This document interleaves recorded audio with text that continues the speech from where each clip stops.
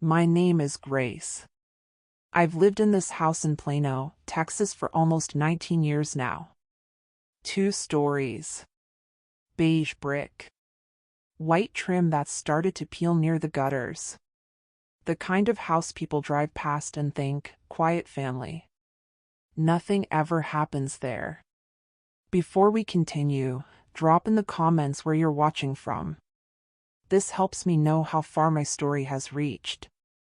After my husband Charles died, quiet didn't mean peaceful anymore.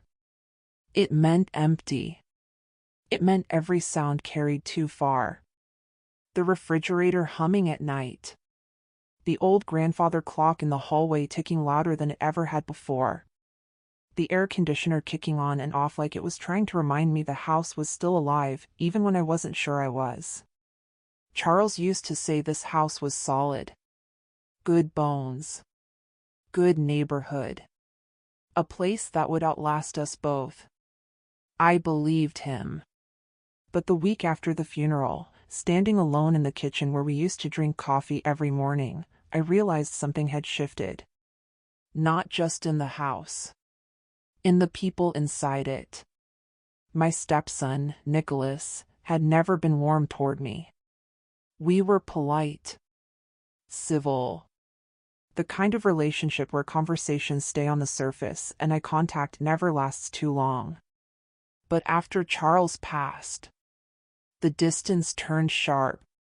At the funeral, held at a small chapel off Preston Road, Nicholas stood with his arms crossed the entire time. Didn't cry. Didn't speak to me unless someone else was watching. When I reached for his hand during the closing prayer, he pulled away like he'd touched something hot. I told myself he was grieving. That's what you tell yourself when silence feels safer than truth. After the service, neighbors started showing up like clockwork. Women I barely knew from down the street brought casseroles wrapped in foil. Tuna noodle. Lasagna. Chicken pot pie. They left them on the kitchen counter, touched my arm gently, said things like, "If you need anything, Grace." And then they left. The house filled with food and sympathy, but somehow felt more hollow than before. A few days later, the mail started piling up. HOA letters, white envelopes with stern return addresses. Reminders about lawn edging. Trash bin placement. Fence paint fading. I stacked them neatly by the entryway and told myself I'd deal with them later. Then there was the property tax envelope. Thicker. Official. The kind of envelope you don't open unless you're ready to face reality. I didn't open that one at all. I left it on the counter, right where Charles used to drop his keys. Nicholas came by that evening. No warning. No, "Can I stop by?" He walked through the front door like he still owned the place, like nothing had changed. He looked around the living room, at the family photos still on the wall, at the couch where his father used to nap on Sundays. And then he looked at me. Not with anger. Not with sadness. With calculation. He didn't sit down. Didn't take off his jacket. He just said it. Flat. Controlled. Almost rehearsed. "You'll need to start making plans, Grace." I remember blinking, waiting for him to explain. Planning what? A trip? Paperwork? But he didn't elaborate. He just glanced toward the hallway. Toward the bedrooms. Toward the walls that had held my life together for nearly 2 decades. And in that moment, standing in my own kitchen, surrounded by sympathy casseroles and unopened bills, I felt something I hadn't felt even at the funeral. I felt unsafe. Not physically. But in a way that was worse. Like the ground beneath me had shifted, and no one had bothered to tell me. And that was the first time I realized. This house might still be standing. But it was no longer mine in the way I thought it was. the silence that followed his words didn't fade. It thickened. Nicholas didn't raise his voice after that. He didn't need to. He just stood there, hands in his jacket pockets, eyes drifting around the living room as if he were already rearranging it in his head. The couch Charles insisted on keeping even after the armrests started sagging. The bookshelf by the window, still uneven because the floor dipped there. The framed photo of Charles and me in Santa Fe, his smile caught mid-laugh, like the moment never expected to end. Nicholas looked at none of it the way a son looks at his father's things. He looked at it like inventory. I waited for him to say something else. To soften it. To explain. To tell me he was just overwhelmed, that grief had twisted his words. But instead, he exhaled slowly, like someone preparing to deliver information he believed I was already behind on. Dad handled all the paperwork, he said, finally turning his eyes on me. You were just here. The pause before here was deliberate. I felt it in my chest before I felt it in my ears. I asked him what he meant. My voice sounded smaller than I expected, like the room was swallowing it before it reached him. Nicholas shrugged. The house. The accounts. Everything. Dad was old school. He liked things clean. Clean. As if I were clutter. He stepped further inside, shoes still on, leaving faint streaks of dirt across the rug Charles vacuumed every Sunday morning without fail. He pointed vaguely toward the kitchen. I've already talked to a guy about renovations. Nothing crazy. Just modern updates. Open up the space. Increase the value. The word value echoed. That's when Sarah came in behind him. She closed the door quietly, almost apologetically, like she didn't want the house to hear what was coming next. Her eyes met mine for a split second, long enough for me to see something flicker there. Not agreement. Not approval. Unease. But she didn't say anything. She never did when Nicholas spoke like this. She moved toward the kitchen island, setting her purse down carefully, avoiding both of us as if eye contact might force her to take a side. Nicholas kept talking. Dad always said this place was for us. For the family. And now that he's gone, it just makes sense to move forward. Us. Not we. Not together. Just us. I followed his gaze as it traveled up the staircase, toward the bedrooms. Toward the room Charles and I shared for over a decade. Toward the closet where his jackets still hung, untouched, because I couldn't bring myself to move them. And what about me? I asked. He tilted his head slightly, like the question surprised him. Well, you'll land on your feet, he said. You're resourceful. Dad always said that. I had never heard Charles say that in his life. Before I could respond, the sound of voices spilled in from the driveway. Laughter. Doors slamming. Footsteps that didn't hesitate. Nicholas' children came in like they'd done it 100 times before. Ethan, the oldest, dropped his backpack by the stairs and headed straight for the fridge without asking. Lila and Brenna followed, already arguing about whose room would be bigger once things changed. They barely glanced at me, just quick, polite nods, the kind you give someone whose presence feels temporary. Like a house guest who stayed too long. Ethan leaned against the counter and asked his father if the Wi-Fi password was still the same. Nicholas laughed. We'll probably update that too. We? Sarah busied herself opening cabinets, pretending to organize things that didn't need organizing. I caught her watching me out of the corner of her eye, her mouth tightening every time Nicholas spoke over me. I stood there, in the middle of the living room I had dusted, cleaned, decorated, and loved, feeling like I had already been written out of it. Nicholas clapped his hands once, sharply. So, he said, we'll give you some time. No rush. But you should start thinking about where you'll go. I don't want this to get uncomfortable. Uncomfortable. I looked at the walls, the staircase, the light fixture Charles installed himself after watching 3 different YouTube tutorials. This house had held my grief, my laughter, my marriage, and now it was being discussed like a project timeline. I nodded slowly. Not because I agreed, but because I understood something Nicholas didn't yet. He thought this was the beginning of the end for me. Standing there, with his children settling in and his wife pretending not to see, I realized this was only the beginning of something else entirely. I didn't argue with Nicholas that night. That surprised him. He lingered in the living room longer than necessary, like he was waiting for resistance, raised voices, tears, something he could label drama. When none came, his confidence sharpened.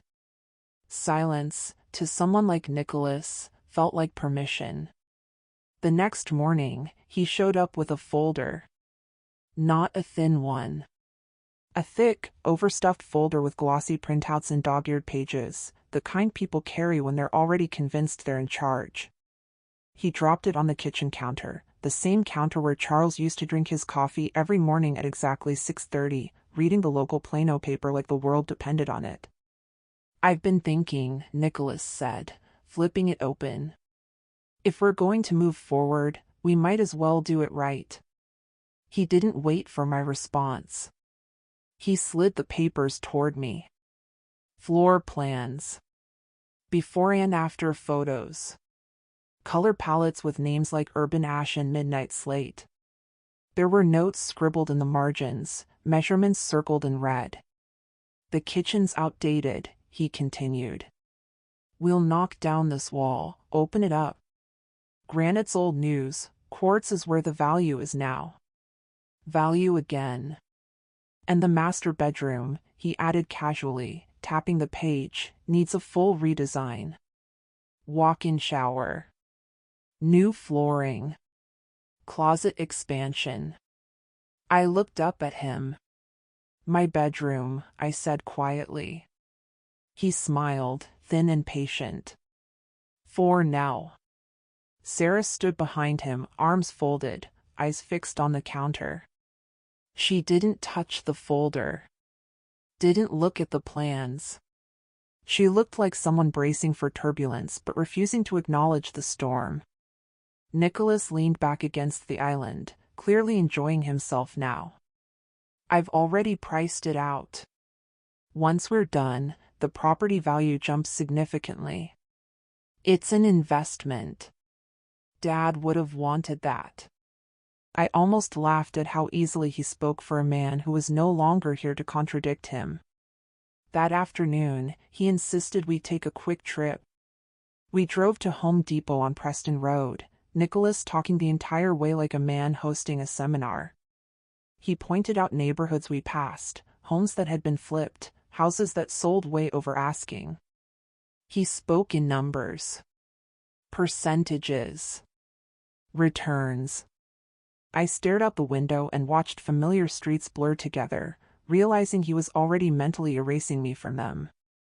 Inside the store, he walked ahead of me, grabbing samples, consulting employees, nodding approvingly at suggestions. I followed a few steps behind, holding cabinet handles and tile squares like props in someone else's play. Lighter cabinets make the space feel bigger, he said. Buy once, cry once, he joked to the associate. Not once did he ask what I liked. At checkout, he paid without hesitation and glanced back at me. Keep the receipts, he said. I'll need them. Need them for what? He didn't say. The contractors arrived 2 days later. No warning. No knock. Just the sound of unfamiliar voices echoing through the hallway. I stepped out of the laundry room and froze. 2 men stood in my bedroom. My bedroom. One of them was measuring the wall near the window. The other had opened my closet door, peering inside like it was a storage unit.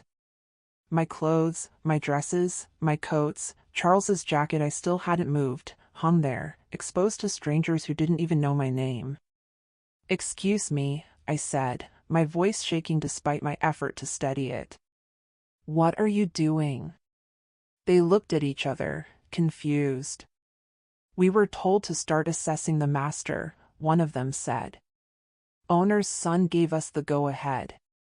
Owner's son. Nicholas appeared behind them moments later, phone pressed to his ear, laughing about timelines and permits. "Oh, hey," he said when he saw me. "Didn't think you'd be home." I stood there, surrounded by men who were planning to tear apart the most private space I had left, and something inside me went very still. That was the moment it became clear. This wasn't about renovation, it was about erasure. Nicholas wanted me uncomfortable.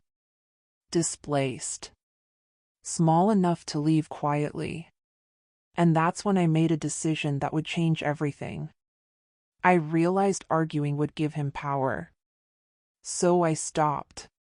If you're watching this and you've ever been made to feel invisible in your own home, subscribe now. Not subscribing is basically telling people like me that our stories don't matter. And if you still won't subscribe, tell me why in the comments. I really want to understand. I didn't raise my voice after that. I didn't cry where anyone could see it. I didn't slam doors or demand explanations. When Nicholas talked about timelines and budgets and permits, I nodded. When he asked if I was okay with things moving forward, I said yes, softly, calmly, the way people do when they've already decided something privately. That calm unsettled him at first. Then it emboldened him. Silence, to Nicholas, wasn't dignity. It was surrender. He took my agreement as confirmation that he was right all along. The renovations began in earnest. Trucks started lining the curb early in the mornings, engines rumbling before the sun had fully climbed over the neighboring roofs. The house filled with the sound of drills and hammers, drywall dust settling into corners I used to keep clean without thinking. Nicholas started giving instructions like a man who had already moved in. "That chair can go," he said one afternoon, pointing to the armchair by the window, the one Charles used to sit in every evening with a cup of tea. "We'll need that wall clear," he told the movers, gesturing toward the bookshelf I had arranged myself, book by book, year by year. No one asked me first. I'd come home from a short walk and find furniture shifted, stacked, or covered in plastic. My belongings slowly migrated into smaller and smaller spaces, like the house itself was closing in around me. One morning, I reached for my keys and felt my stomach drop. The lock didn't turn. I stood there for a moment, hand resting on the knob, listening to unfamiliar voices inside my own home. When Nicholas finally opened the door, he looked almost apologetic, almost. "Oh, yeah," he said. "We changed the locks temporarily. Contractor thing. Safety. I meant to tell you."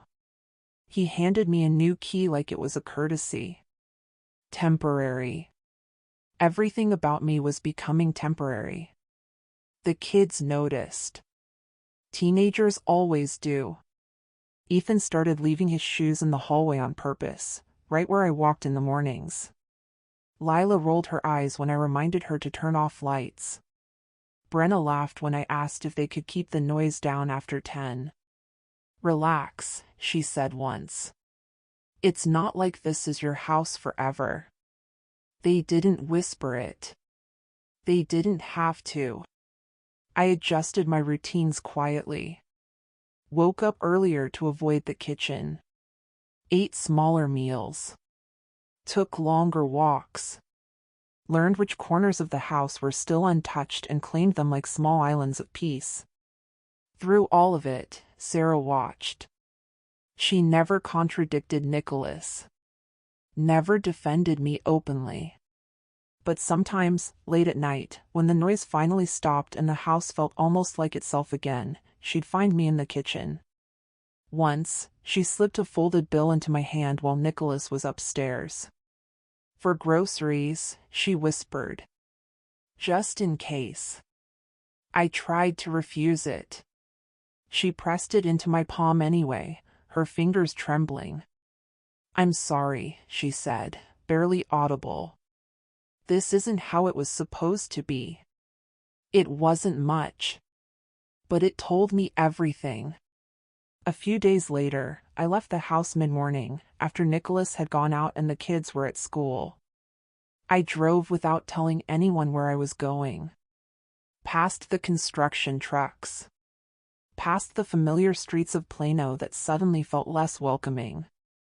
I parked outside a Wells Fargo branch I'd visited dozens of times before, back when Charles was still alive and everything felt stable. Inside, the air smelled faintly of carpet cleaner and coffee. The same greeter smiled and asked how my day was going. I smiled back, steady, like nothing in my life was unraveling. I sat down. I spoke quietly. I signed where I was told. And when I walked back out into the Texas heat, the envelope in my purse felt heavier than paper should. Nicholas never asked where I'd been. He didn't need to. In his mind, the house was already his. What he didn't know, what no one in that house knew yet, was that silence wasn't my weakness. It was my strategy. The house began to look unfamiliar. Not all at once. Slowly. In pieces. First, the old countertops disappeared, the ones Charles and I had chosen years ago because they were durable, not flashy. In their place came bright, polished stone that reflected the overhead lights so harshly it felt like the kitchen was always awake. The cabinets followed, then the floors. The warm creak of worn hardwood was replaced with something smoother, colder, quieter. Even the sound of my footsteps changed. Nicholas walked through it all like a proud curator. He ran his hands over the new surfaces, nodded at the contractors, spoke in confident tones about timelines and resale value. He carried himself differently now, shoulders back, chin high, like the house had already crowned him something important. And the more the house transformed, the more he did too. He started inviting people over. At first, it was just a few friends. Then extended family. Then neighbors I barely recognized. Finally, he announced a barbecue, a housewarming, he called it, though I was still living there. The smell of grilled meat drifted through the backyard that afternoon, mixing with fresh paint and cut grass. Folding chairs lined the patio. A cooler sat where my potted herbs used to be. I stayed inside at first, listening to laughter float through the open windows. When I finally stepped out, conversations slowed, not stopped, just shifted. Eyes turned. Assumptions formed. Nicholas spotted me immediately. "Hey," he called out, loud enough for everyone to hear. He slung an arm casually around Sarah's shoulders. "This is Grace, my dad's widow. Not my stepmother. Not family. Just a title that came with an expiration date." People nodded politely. A few offered tight smiles. One woman leaned toward another and whispered something that ended with a sympathetic glance in my direction. "So, how long have you been here?" someone asked carefully. Nicholas answered for me. "Not much longer," he said with a chuckle. "We're renovating now, but once it's done, we'll flip it." Flip it. He said it like the decision had already been signed, sealed, and delivered. Someone whistled appreciatively. Another asked what he expected to get for it once it hit the market. Nicholas launched into numbers, projections, comparisons to nearby listings. I stood there, holding a paper plate that grew heavier by the second, watching strangers discuss the future of the house I had loved like it was a stock investment. A man I'd never met turned to me and said, "Must be bittersweet, huh? Starting over at your age." I smiled. because explaining the truth would have ruined the moment for him. Inside the house, guests wandered freely, pointing out changes, praising the upgrades. I overheard one of Nicholas' friends say, "Smart move, man. You'll make a killing." Nicholas grinned. "That's the plan." Sarah caught my eye from across the room. Her smile was forced, brittle. She looked like someone standing on a fault line, waiting for the ground to split. As the sun dipped lower and the barbecue wound down, Nicholas stood near the kitchen island, drink in hand, basking in the attention. "This place had good bones," he said loudly. "It just needed someone to see its potential." I watched him from the doorway, the new floors gleaming beneath his feet. He thought the transformation was complete. What he didn't realize, what none of them realized yet, was that the house wasn't the only thing being prepared for a reveal. The house finally went quiet after the barbecue. Not the heavy, aching silence from before, but a restless one. The kind that followed too many assumptions spoken out loud, too much confidence left unchecked. I rinsed dishes long after they were clean, listening to voices upstairs fade into doors closing and footsteps settling into sleep. It was well past midnight when I heard it. A soft knock. Not on the front door. On the kitchen door, the one that led to the side yard. I turned off the sink and opened it slowly. Sarah stood there barefoot, cardigan pulled tight around her shoulders, eyes red like she'd been crying but refused to let herself finish. For a moment, neither of us spoke. The house creaked somewhere above us, reminding us we weren't alone, even in private. "I'm sorry," she said finally. "Not about tonight. Not about Nicholas. Just sorry." We sat at the kitchen table, the new one Nicholas picked, sharp edges and no warmth. Sarah kept her voice low, glancing toward the staircase every few seconds, like guilt had trained her to expect interruption. "He never read them," she whispered. "I didn't ask who he was. I already knew. The documents. The ones Charles insisted on finalizing after his diagnosis." Her fingers twisted together. Nicholas thought it was all standard. He skimmed. Signed where he was told. He didn't think there was anything unusual. I watched her carefully. The way her shoulders hunched, like she'd been carrying this alone. "Charles planned ahead," she continued. "More than Nicholas knows. He was scared you'd be pushed aside once he was gone." She reached into her bag and pulled out a manila envelope. Plain. Unmarked. Slightly worn at the edges, like it had been opened and closed too many times without ever being used. "I kept this," she said, "because I didn't trust what would happen if Nicholas found it first." She slid it across the table toward me. The weight of it was unmistakable. I didn't open it. Not then. Upstairs, the sound of raised voices cut through the quiet. "Dad, the Wi-Fi's lagging again. Tell Brenna to get off her phone." I was on it first. Normal teenage chaos. The kind that made everything else feel deceptively ordinary. The next afternoon, I sat in my car outside Plano West Senior High, watching students spill out into the parking lot. Backpacks slung low. Laughter echoing off concrete. Sarah stood nearby, waiting for the kids, her posture tense, eyes scanning the crowd. When she saw me, she nodded, just once. A silent promise. That evening, I placed the envelope in a drawer beside my bed. Not opened. Not ignored. Waiting. There are people watching right now who've gone through worse than I did. If you leave without subscribing, you're choosing silence over solidarity. And silence is exactly what people like Nicholas count on. Subscribe now if you would choose solidarity. The envelope stayed unopened longer than it should have. Not because I was afraid of what it might say, but because once I opened it, there would be no going back. Paper has a way of making things permanent. Words become weapons or shields, depending on who holds them. I waited until the house was asleep. The kind of sleep where even the refrigerator hum sounds polite. I sat on the edge of the bed, the same bed Nicholas had already discussed redesigning, and slid the envelope out from the drawer. The manila was worn soft at the edges, like it had been handled often but never fully trusted.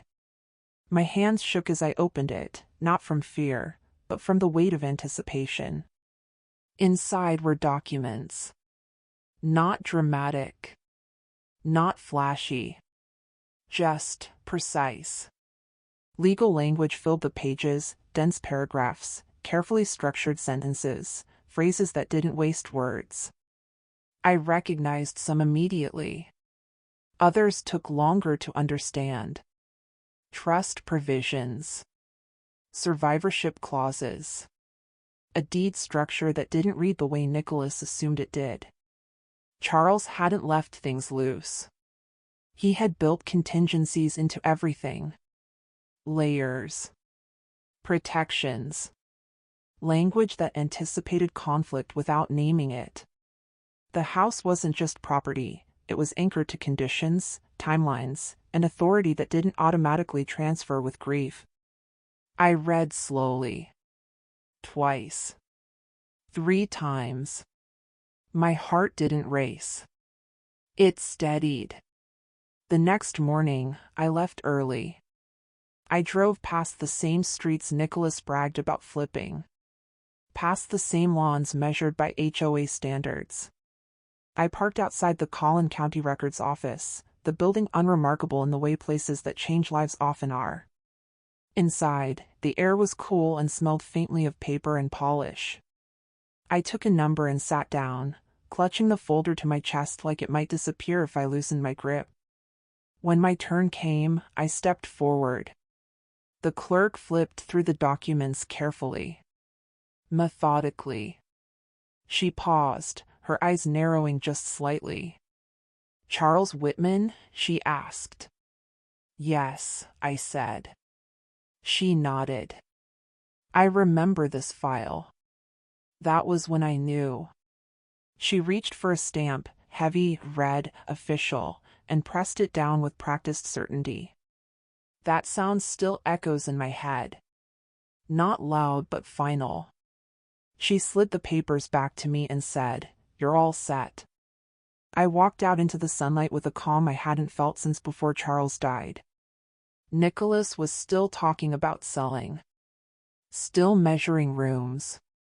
Still planning a future that wasn't his to finalize. And I let him.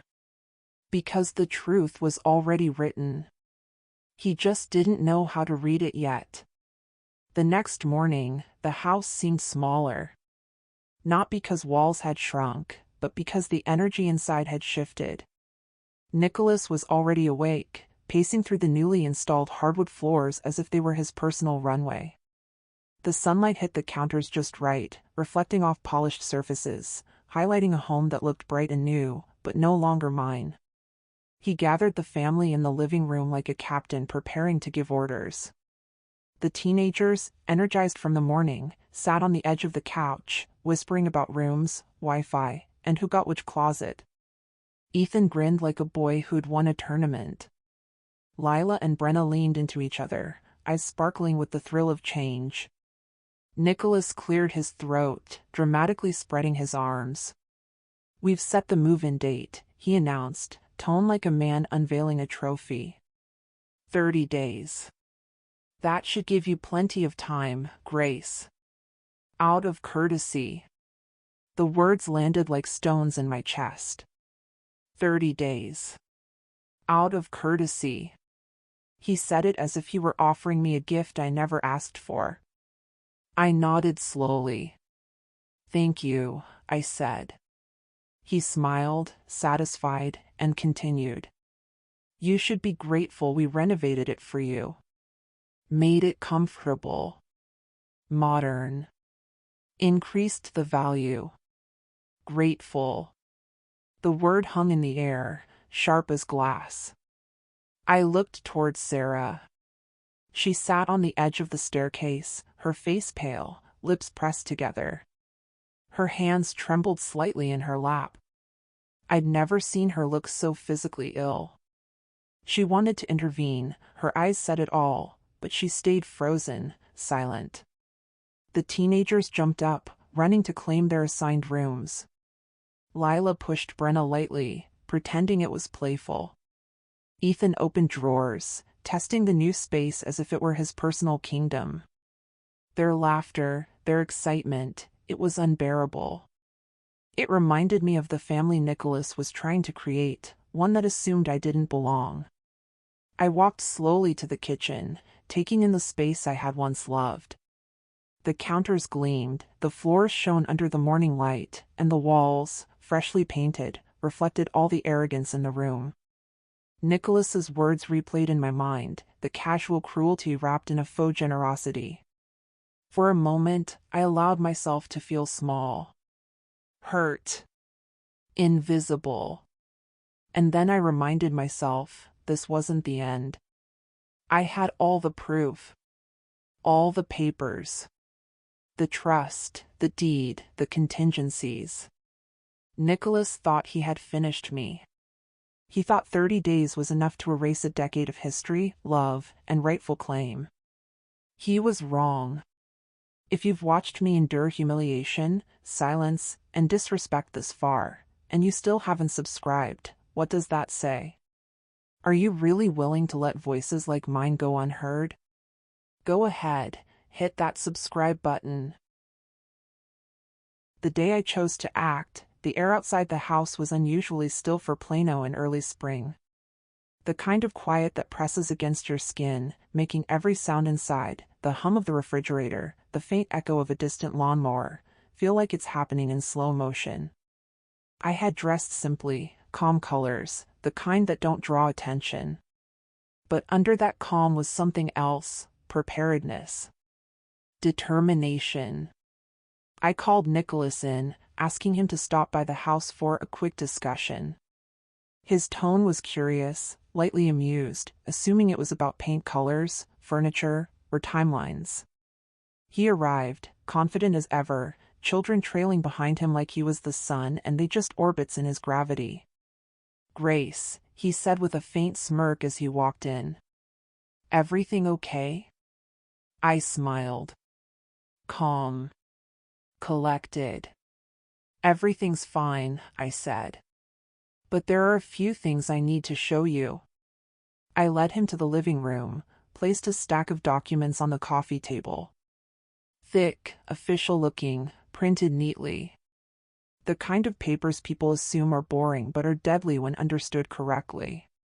He glanced at them casually, still thinking this was part of the renovations, budgets, receipts, permits.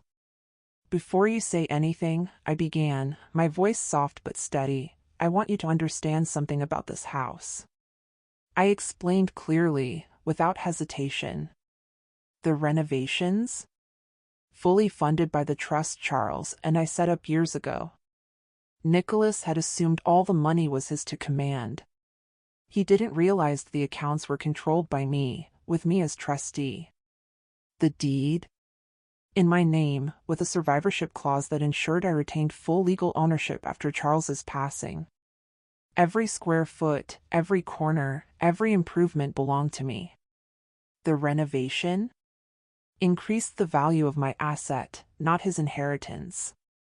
All of his bragging, all of his planning, had enriched the very person he thought he was displacing. I watched as his smirk faded. The confidence in his eyes wavered, then faltered, then cracked entirely. What are you saying?" he stammered. I kept my tone calm, deliberate. "I'm saying the house has always been mine. And the work you thought you were doing for yourself, you were only increasing my asset." The room was still for a long moment. The hum of the new air conditioning seemed louder than normal.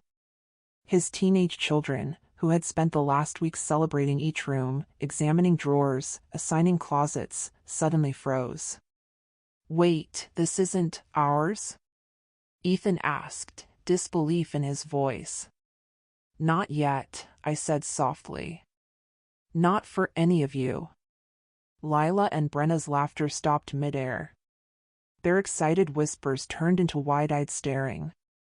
A realization slowly dawned. The house they thought they'd inherited, the home they'd claimed as theirs in their minds, had never been theirs at all. Nicholas slammed his hand on the counter, his face red. This isn't fair. Dad wanted this to be ours. I know what Charles wanted, I said calmly. And I've honored that. In fact, Charles planned this because he knew someone might try to take advantage of the situation. You weren't careless, you just never looked closely enough. I looked at Sarah then.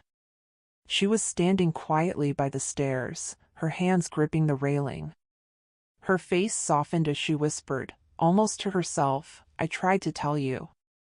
I let the words hang in the air, letting Nicholas feel every ounce of the miscalculation he had made, the arrogance, the assumptions, the entitlement. His anger built, then spilled. Shouting. Accusations. Fingers pointing. He demanded explanations, documentation, receipts, proof. And I calmly handed them to him, page by page, signature by signature, clause by clause. The teenagers looked at me differently now. Confused, hesitant, some of their bravado replaced with awe. Even Nicholas' tone when he spoke was no longer condescending. It carried the sharp edge of someone realizing their power had never existed in the way they assumed.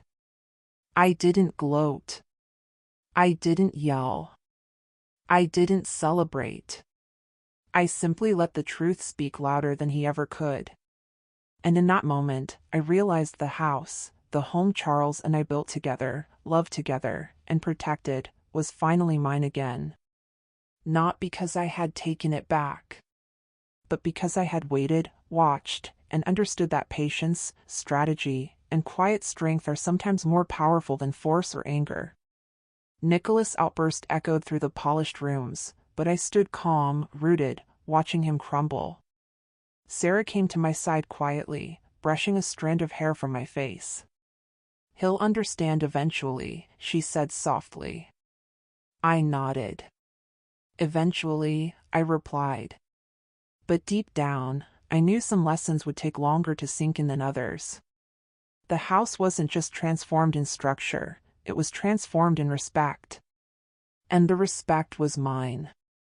Nicholas didn't leave quietly. He stormed through the house like it belonged to him, the hardwood floors echoing under his boots, doors slamming behind him with every step. His teenagers followed, uncertain, stumbling to keep up with the storm that was their father. Ethan's face was pale, Lila's lips pressed tight, Brenna gripping her backpack like it might shield her from the fallout. Sarah lingered near the staircase, frozen, one hand on the railing, the other gripping her purse. She looked physically drained, the kind of exhaustion that comes from watching someone you care about completely lose control while knowing the truth all along. When the front door finally slammed, it left behind a vacuum of noise. The house fell silent in a way that felt permanent, as if it were exhaling a long-held breath. I walked slowly from room to room. The countertops gleamed in the late afternoon sun. The polished floors reflected the light just enough to remind me of the transformation Nicholas had worked so hard to claim as his own. But now the silence made it mine again.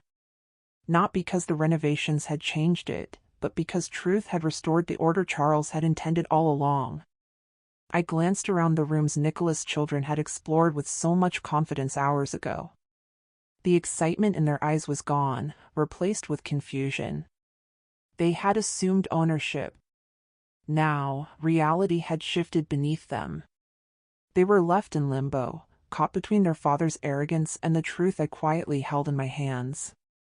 Sarah walked beside me silently, a quiet presence that felt almost protective. She didn't speak, but I didn't need words. I could see her relief mixed with lingering guilt, the kind that comes when you've tried to warn someone but they refuse to listen. I set the manila envelope down on the kitchen counter. Its contents had done their job. Legal, unassailable, irreversible. And yet, even as I stood there in the calm after the storm, a shadow lingered in the corners. Because what Nicholas still doesn't know is that the house wasn't the only thing Charles protected. I didn't explain. I didn't reveal. The sun dipped lower outside, throwing long, distorted shadows across the polished floors. The air carried a subtle tension, a reminder that while one battle had ended, another quietly waited. I walked to the window, watching the neighborhood I had always called home. Everything appeared peaceful, perfect, ordered. But the truth, real power, real protection, was something that only I knew. And the question that would haunt them all, Nicholas, the kids, even Sarah, remained unanswered.